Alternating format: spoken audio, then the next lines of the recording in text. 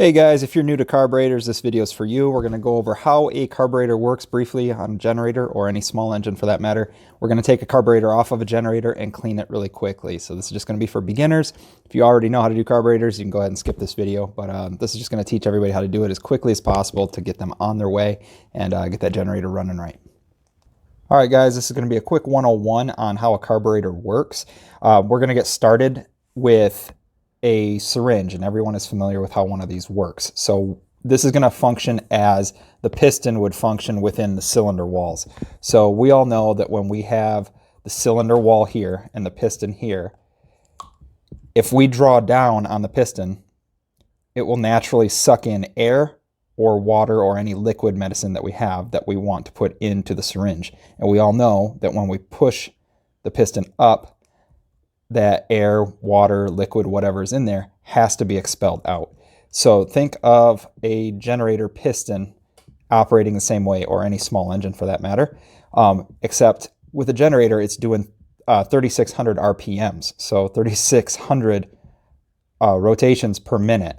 You got to think this thing is going super fast, and it's beyond our comprehension of how quickly that can go visually just looking at it. So when we look overall at how this whole process works, this is going to be the carburetor. When you pull on the recoil cord to get your generator started, pulling on it gets this piston already moving. So it's sucking in air, it's pushing air out every time. It's going to bring in a fuel-air mixture into the combustion chamber to ignite, because that's how it works. Air and gas has to come in, and it has to be ignited by the spark plug. When that ignites, it pushes the piston down. And then the piston is like on a rotating shaft down here, and it will come back up naturally. So it's kind of like a figure 8 motion. So it'll come back up and it'll push exhaust out, and the process repeats. It's a 4-stage cycle if you have a 4-stage engine.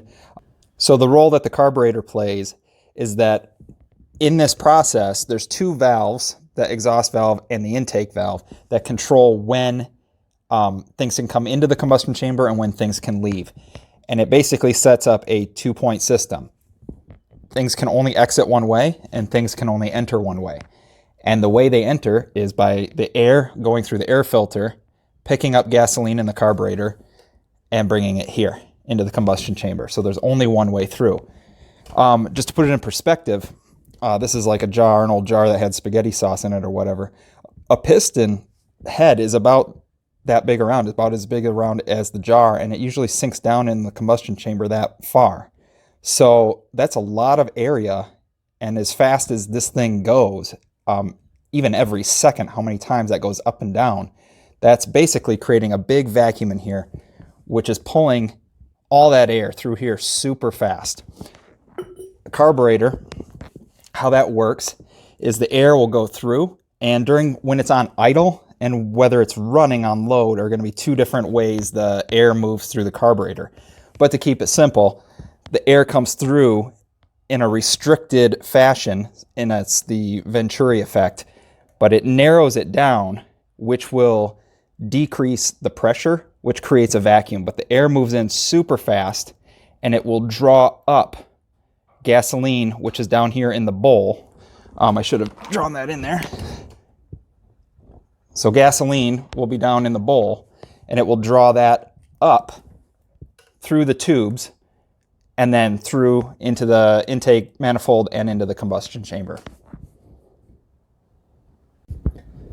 Now, when you're running your engine on load, the air is going to go right through the throat of the carburetor, and it's going to pass over this little hole. It's a little brass stud that sticks up, and you'll be able to see that right here, the end of the screwdriver. The air will pass through right over that tube, and it will suck up gasoline from the bowl below. Now, if it's running on idle, the air is actually going to be traveling, so that would mean your throttle would be closed, so things wouldn't be able to go through.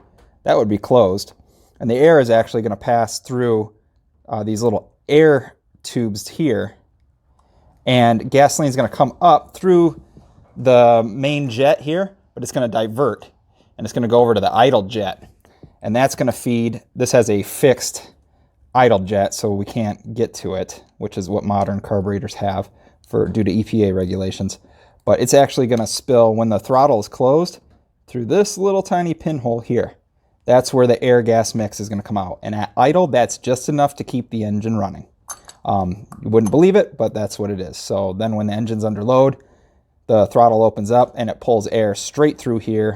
This will cease to function, this little pinhole over on the side, and all the air gas mix will come from that tube sticking up through there. Now, let's go over how to locate and remove your carburetor from your generator, and we'll get to a quick cleaning. All right, guys, we're going to work on my Honda EG3500X, and this is an old one, but a good one. Still runs great. Hondas will last for decades if you take care of them. We're going to cover the safety features first before we get into any project. First thing, we're going to remove the spark plug boot so that it can't get electricity to the spark plug. And then, as a redundancy, just turn off the engine as well. And then we're going to have to turn off the fuel valve if we're going to be working on the carburetor, because if we don't do that, it'll just keep pouring out gasoline as we remove it. So I already have this over on the left position, which is the off position. And that's because when I shut down a generator, I cut off the fuel line here, cut off the fuel to the engine so that the generator stalls on its own by running out all of the remaining gas in the carburetor bowl, which reduces the chances of any gas in here gumming up the jets in the different ports in the carburetor. Okay, the first thing we're going to do, this is the air filter assembly. Carburetor is here. This would be where the valves are, overhead valves, and then this is the spark plug where the combustion chamber is. So basically, as we talked about with the diagram, the air is going to cycle through the air filter assembly. It can only go one way into the engine, which is through the carburetor, picks up gasoline, takes it in the combustion chamber, and your generator will run and shoot the exhaust out here. So with my model, air filter assembly is a little different here. Modern generators, which you probably have, will have a rectangular box, and then it has a few clasps you undo to take out the air filter. It'll have a few nuts and bolts holding it on, usually about just 3 or 4, and the whole thing removes pretty easily. It will be mounted right onto the carburetor studs that hold the carburetor onto the intake manifold. So now's a good time to just check air filter if you want. This has a foam layer which is very lightly has some oil worked into it to pick up extra dirt and debris. Filter's actually underneath. Then that just pops right off. Then we've got a few 10 millimeter things to remove here. This will be the first one. Then the 2 nuts here holding the air take assembly onto the carburetor. Those are off. And then we have a breather tube here that runs from the valve cover to the air filter assembly. And basically any pressures that build up inside of the crankcase and the engine will bleed out through the little ports into under this cover here. And then that pressure will bleed out into the air filter assembly to be recycled back into the engine during the combustion process. So this, let's see. Okay, yep. That just pops right off. And I haven't worked on this one in a while. Give me a second. Yes. That whole assembly just comes right off. And then this is going to be the carburetor, which can now come off. It's just held on by linkages here, a little spring, and then the connecting rod here.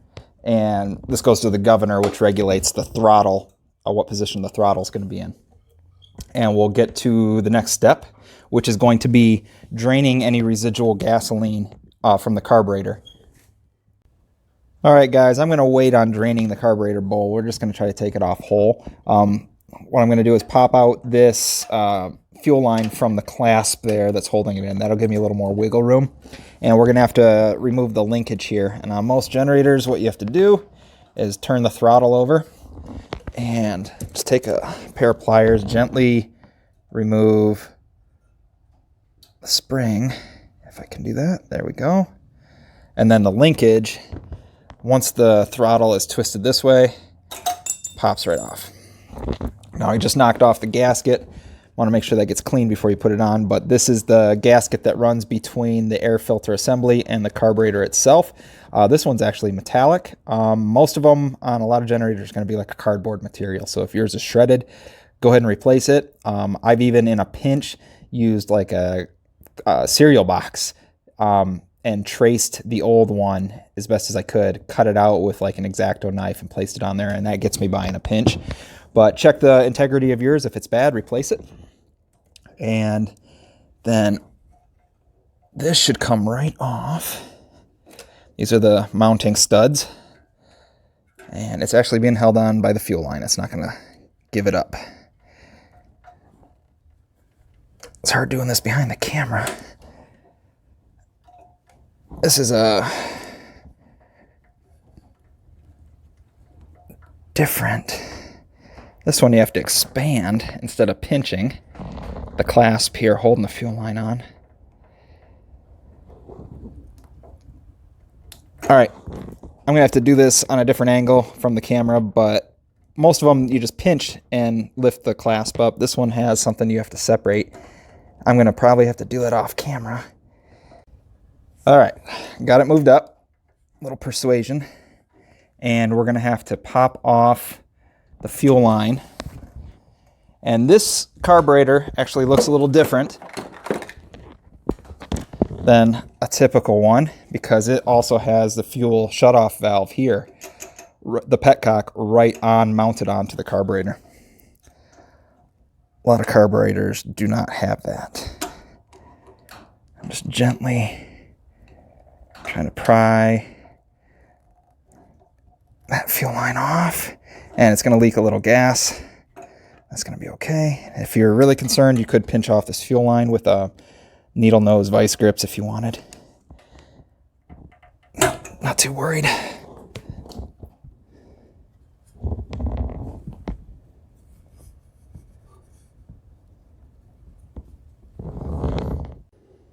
And I'll just admit to my rookie mistake there. I'm actually going to need some needle nose vice grips to clamp onto this fuel hose, because if the shutoff valve is here and this is up line of it, then that shutoff valve is no longer working, and this is just free to drain any gasoline from the fuel tank. So I will get back to you as soon as I do that. I've been working on so many other generators lately that hasn't been the issue, but we all make mistakes.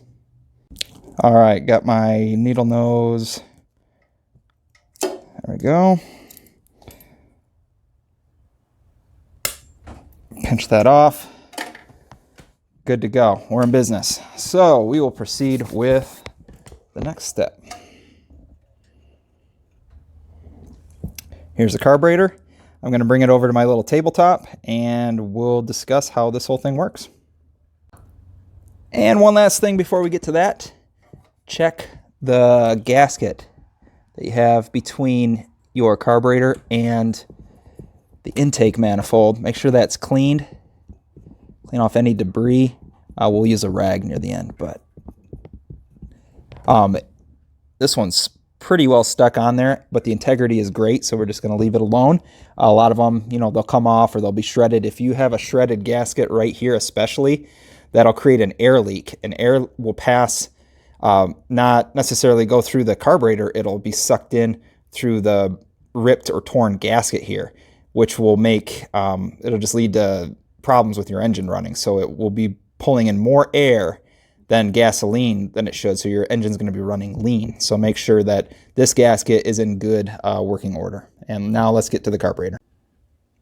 Okay, with the carburetor removed, let's take the gas out of the bowl so that won't be an issue for us later on. We'll drain it into this jar, and it's going to be 10 millimeters.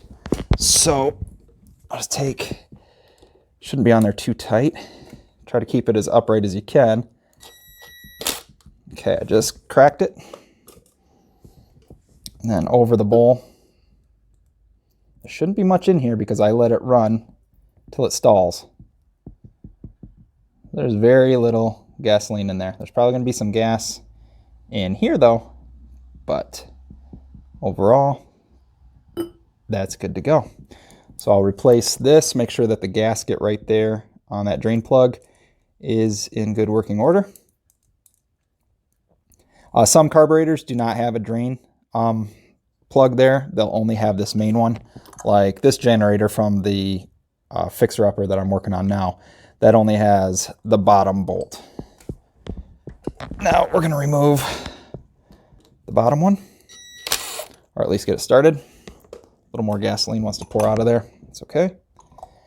All right, but basically, this is going to be your choke lever. So this would be closed choke. It's restricting the air going through. That's what you want to do when you first start the engine. That will increase the effect of the vacuum basically in the combustion chamber, and it'll suck in actually more gas than air because it can't suck in as much air.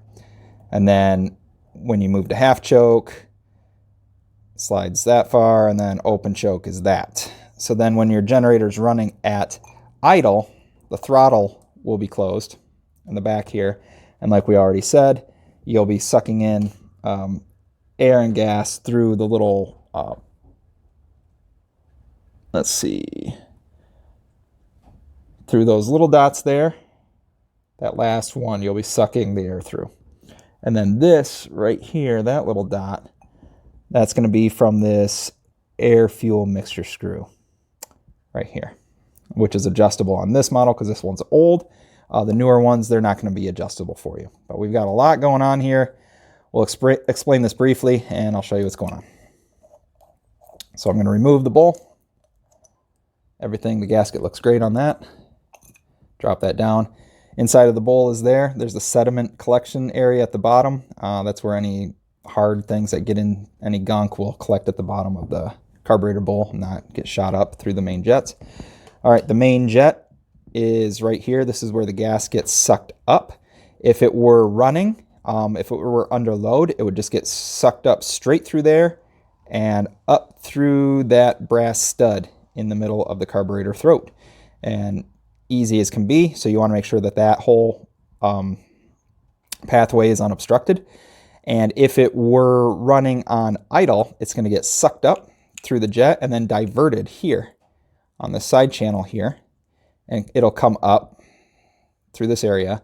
Air, when it's on idle, when the throttle is closed, so we're on closed, air is going to be going through this jet here.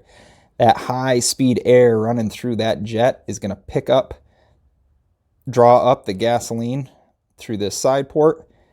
They'll travel this way, and then they'll be traveling basically along the side of the carburetor, and then they'll shoot out here on these little holes right there. It's that last one. So when you adjust, if you have to adjust this screw here, which adjusts your throttle, if it gets out of whack or whatever, you want to make sure that when the throttle is closed, that last hole is exposed.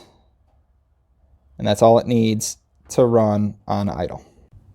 Okay, so what do we want to clean out if we're just a newbie and we want to make this quick and simple? We're going to want to clean out the main jet, which allows the gas to travel up from the bowl, so that's obvious. Right above the main jet, inside this same tube, is the emulsion tube. That breaks up the gasoline from a liquid droplet form into a vapor form, which makes that easier to combust in the combustion chamber. So it's just a rod that has a bunch of little tiny holes which break up the gasoline. We're going to want to clean out the pilot jet. If we have access to it on the newer carburetors, you won't have that option. It's plugged up right there, and you don't have a choice in that matter unless you want to drill out that plug and rethread it and everything else. So the older models will have the pilot jet here. And then we can also take out the air-fuel mixture screw if we'd like and just spray some carb cleaner, make sure that nothing's obstructed there. And besides that, we're going to want to clean out the needle valve. So this is the float, and it's connected to the needle valve, which you can't see on there, but right below here is the needle, which keeps the gasoline at the right level. It blocks gasoline coming into the carburetor that the carburetor doesn't need.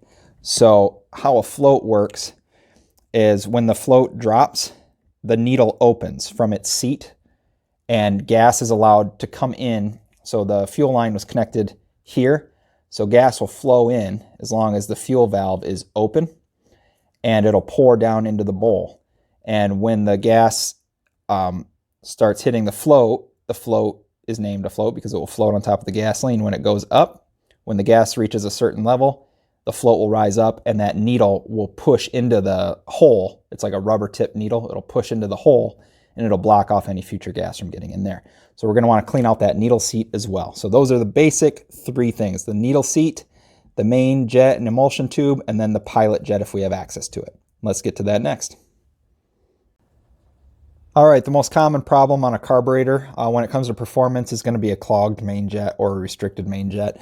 So to remove that, we're going to need a screwdriver, and you can see that inside it has 2 grooves, so it takes a flat-headed screwdriver. I prefer kind of these cheap screwdrivers, whatever one, but has the replaceable bits.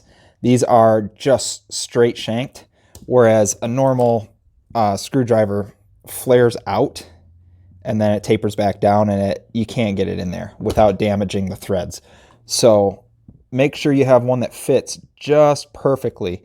If you have one that's a little too small, it'll strip out the grooves on the brass head of the main jet there. All right, now that I got it perfectly seated, untwist it, unscrew it.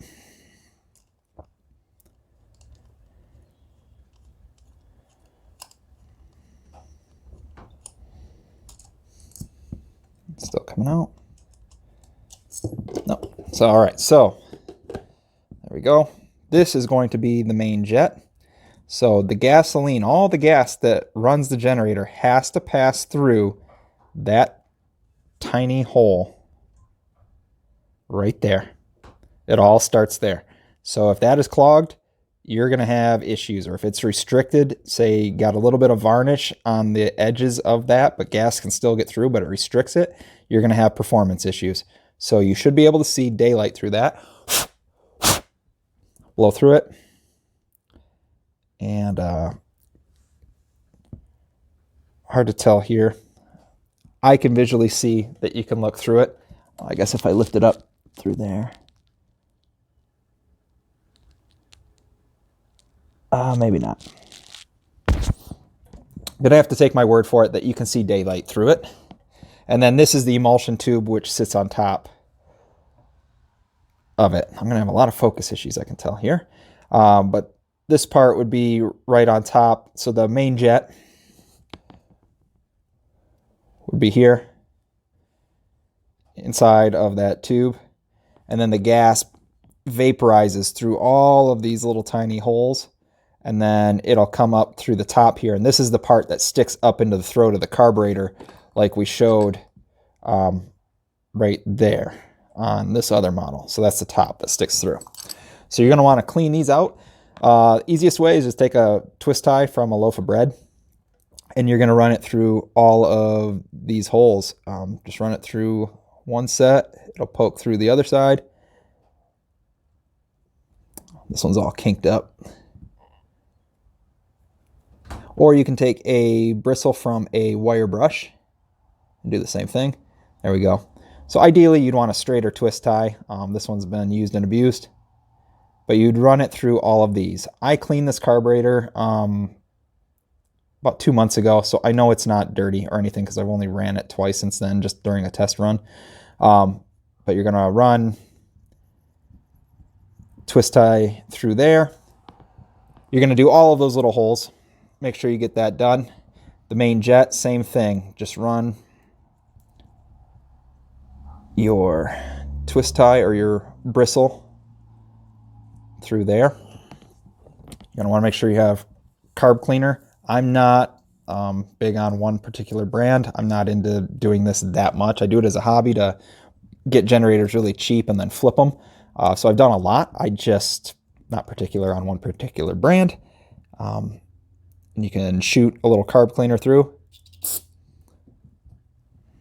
And then wear safety glasses because if you're doing this for the first time, you're inevitably going to shoot carb cleaner in your eyes. Shoot it through there. But you'll clean out everything there. Make sure your working surface is clean. This is a little dirty, but I'll wipe everything down and spray it off before I reassemble everything. Some carburetors, though, They'll have a bolt that holds the bowl on that'll actually have, I don't have an example here, I sold it, so you'll have to take my word on it, but it'll have a hole here where the gas passes through to get up into this main tube. So the bolt will actually kind of connect right there. So for example, right here, the gas goes through here first and then into the main jet. In some carburetors, this screw will have the hole that will lead to that. So if yours has that, clean that out as well. All right, now we're going to clean the needle seat that connects to the float here. So we're going to pull out this retaining rod, lift off the float. Really old carburetors might have a brass float. This one's plastic. Then the needle is here, and that's a rubber tipped needle, and it just sits there. So when the float goes one way, you know, it pushes the needle. So anyways, that needle sits right in here, and that hole in there is where the gasoline will come in from the fuel line here. So it'll pass through and then into here. So that needle pushes up into there and stops the flow of gasoline. So we want to make sure that that is cleaned out. If you have gas pouring out of your air filter when the generator is just sitting there, or if you have gasoline in your oil, it would be because you have an obstruction here in this needle seat, and the needle can't close off the gasoline coming in. So the gas will fill up in the bowl and it won't stop. It'll pour over into the throat of the carburetor, and depending on the angle of your generator, how level it is, it'll either pour out, it'll pour out this way towards the air filter and out there, or it'll pour back into the intake manifold, and it'll dump on top of your piston and then seep its way down into your crankcase and mix with your oil. So if you have a problem with your oil smelling like gasoline, that's going to be the issue. So we're going to clean that out. We're going to need a Q-tip for that. Okay, got Q-tips here. Depending on the model carburetor you have, you're usually going to have a metal seat with a rubber tipped needle, or you're going to have a metal needle with a rubber seat on the inside. This one has plastic and a rubber tip needle, which is nice. But you're just going to clean that out, make sure that you can see through it, there's no obstructions, and that allows gas to pour in.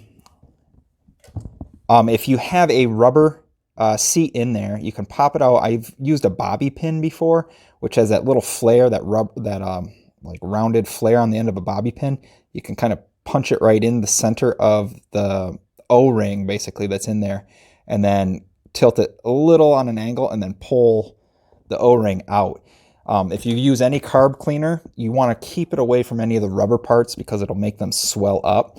So you'd want to pop that O-ring out first, then clean it out with a Q-tip or the twist tie, get any obstruction out of there. But sometimes you can get a little piece of debris in there. You'll want to clean that out, and that'll keep it from screwing up the needle seat. Anyways, on to the next thing. Okay, now that we have the main jet cleaned out, the emulsion tube cleaned out, the float needle seat cleaned out, last thing we're going to do, if we have the option, because like I said, newer ones are fixed, so you can't do much about it, but if you have one that has a pilot jet that you can access, you're going to want to clean that out. So what's going to be blocking it on this is we're going to have the adjustment screw here for the throttle, which then sits over this, and then the jet's going to be underneath it. So what you're going to do first is turn this in all the way. So 1, 2, 3, 4, 5, basically. It was screwed out 5 times. So next time when you put this in, screw it in all the way and back it out 5 times. So now I can just take this out completely. And like I said, if you forgot to do that step, just adjust it so that you have that one hole showing at the end inside that throat. It's hard to see, but you'd want to have it so that one hole is showing. So take this out.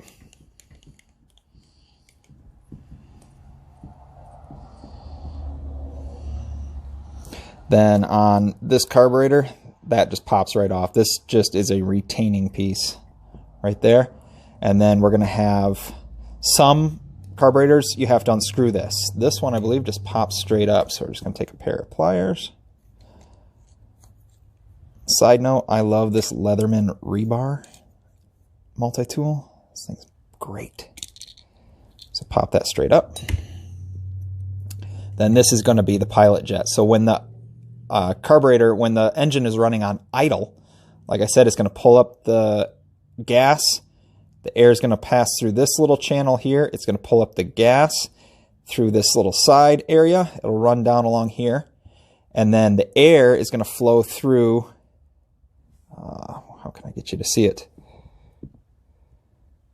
Air is going to flow through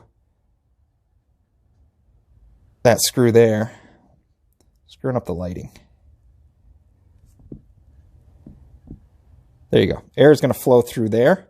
And it's going to suck up the gas through the bottom of this screw. And you can't even tell, but there is a hole there. And I'll prove it by taking this twist tie, putting it right through there.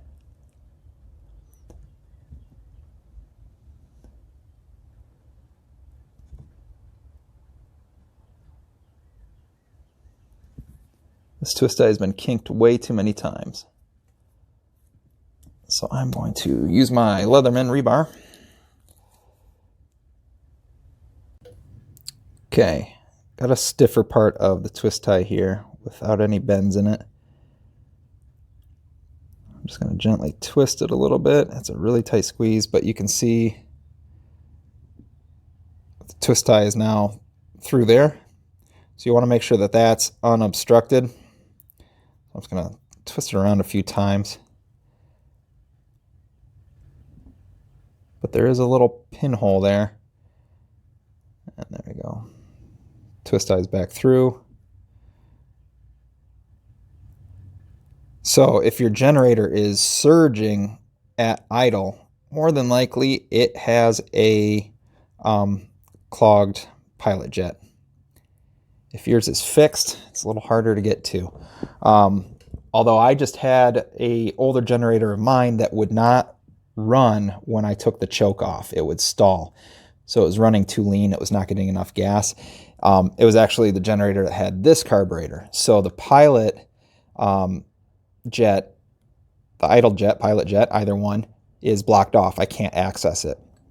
What I ended up doing is taking welding torch cleaner tips. They're tiny, almost like microfiles. And I actually bored out the main jet just slightly. And I kept doing it repeatedly, and it was improving, and I got it to the point where I bored out the main jet enough to where it was sucking up enough gas to make it through for the idle process. Because with the newer carburetors, you'll talk to pretty much anybody, they're pretty tight on their tolerances, and they run towards being lean because the EPA doesn't like burning gasoline. So they'll almost always run lean. So if you bore out any of the jets, usually it's not a problem with the new ones. Just you don't have a lot of room for forgiveness. You're going to want to do it just ever so slightly and adjust as you go. All right, guys. So here we have a clean pilot jet. We have a clean bowl. We have a clean needle. There's no debris on that. We have a clean needle seat. We have a clean emulsion tube and main jet here. So basically you just reassemble everything in the reverse order and put the carburetor back on. So I'm not going to talk. I'm just going to get back to putting everything back together.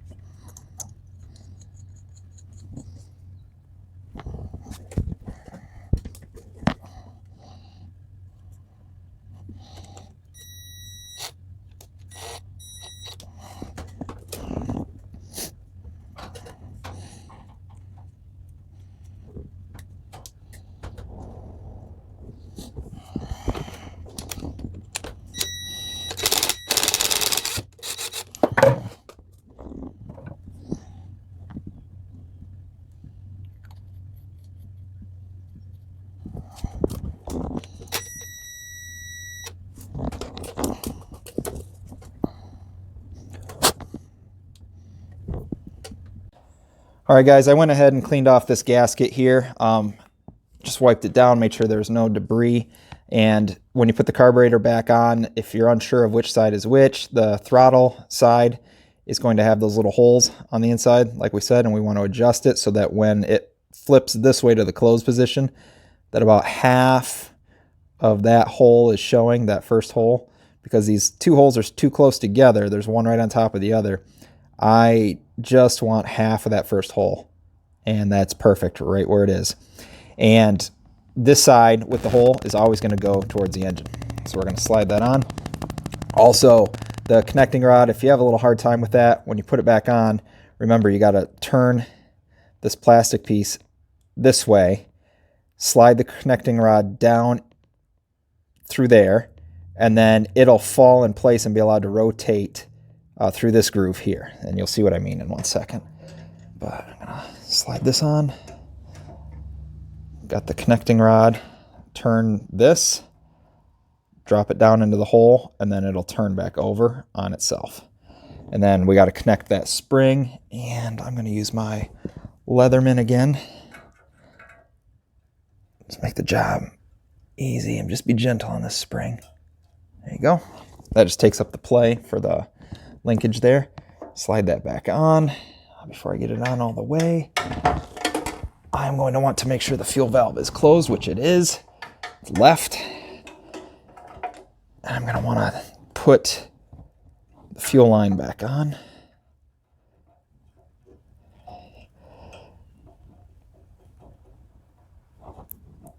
Okay, now I'll release the vice grips.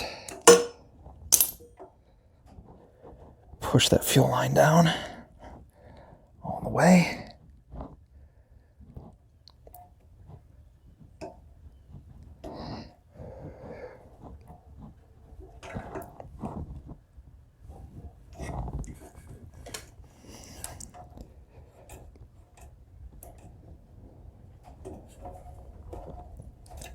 All right, got that clamp on there, and that should be good to go.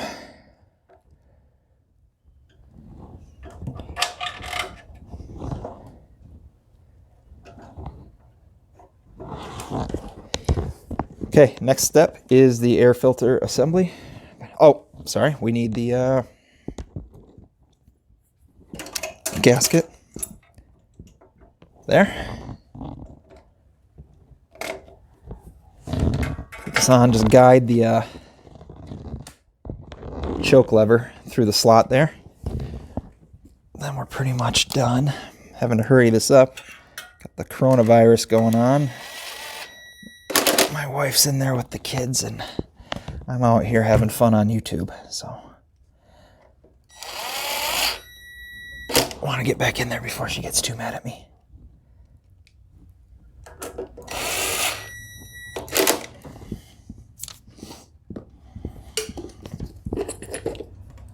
Adjust this up.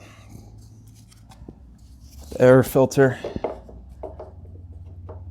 back on. Oh, and you know what I forgot? The breather tube. Connect that. Put on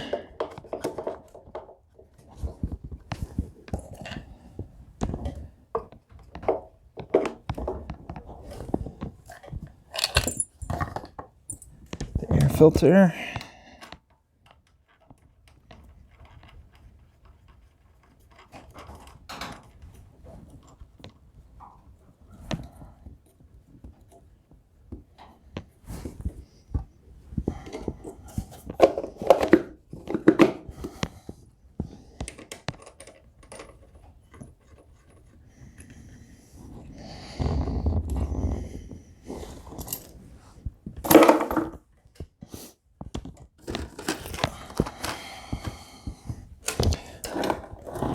Okay, and that's pretty much how you reassemble the engine or the carburetor. And now we're just going to do a quick test run to make sure everything works. Spark plug boot back on. I'm going to turn the engine switch on. I'm going to turn on the fuel valve. It's right here. I'm going to slide that over. Hopefully I don't see any leaking, which I don't. Give it a second for the fuel to flow down. It's going to be filling up that carburetor bowl.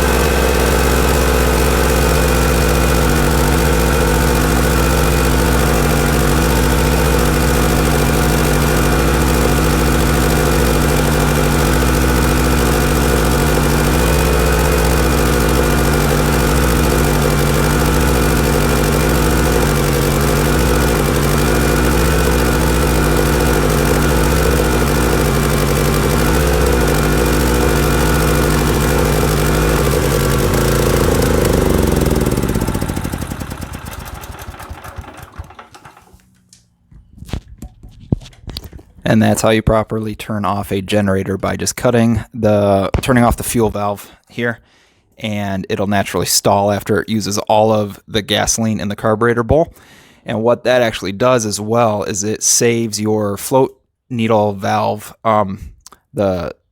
If it's full of gas, that needle valve is constantly pushing up into the seat, and it can deform that rubber tip on that needle with the constant pressure. So when you let it stall by using up all of the gas in the fuel lines and the bowl, it allows that needle to drop down, which it wants to accept more gas, but since you shut off the fuel valve, it won't go in, but it takes the pressure off of that needle, and it saves you problems in the future with that. And it also prevents your carburetor from being full of gas and gumming up all of the tiny little holes that we just spent our time cleaning. So that's how you clean out a carburetor. Feel free to check out my website, homebatterybank.com, and we just cover generators, batteries, inverters, and basically just dealing with power outages. And hope you enjoyed the video. Hope you learned something. Leave any comments below if I missed anything. I'm not a professional. I just do this as a hobby. Like I said, I like to get cheap generators. This one's not cheap, but other cheap generators, fix them up and flip them. So this is just what I've learned, and hope it helps somebody.